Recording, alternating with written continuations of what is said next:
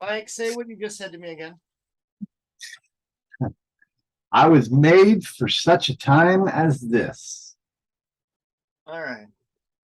Do you have no idea about the history of emails that I've sent or business conversations that I've had?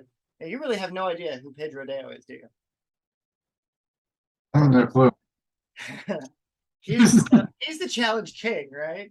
He's the guy I learned the challenge framework from initially, and then went on to tweak it and perfect like my little uses of it, right? Right. But his entire thing for his kingdom entrepreneurship is for such a time as this. His program, your word, you're like, you can't make this shit up on how perfect, like, you're the people made for the process, like it's the children of the kingdom of like all the thing, like Well, like I went through, I did, like I decoded myself. Like when I tell people, like literally, I'm here because the gods allow me to be here. Like I am here for such a time as this. I was created for this time. yes.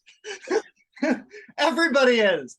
We just have to get them to find out what that is, what that actually means. That's right. You got to find it from within yourself.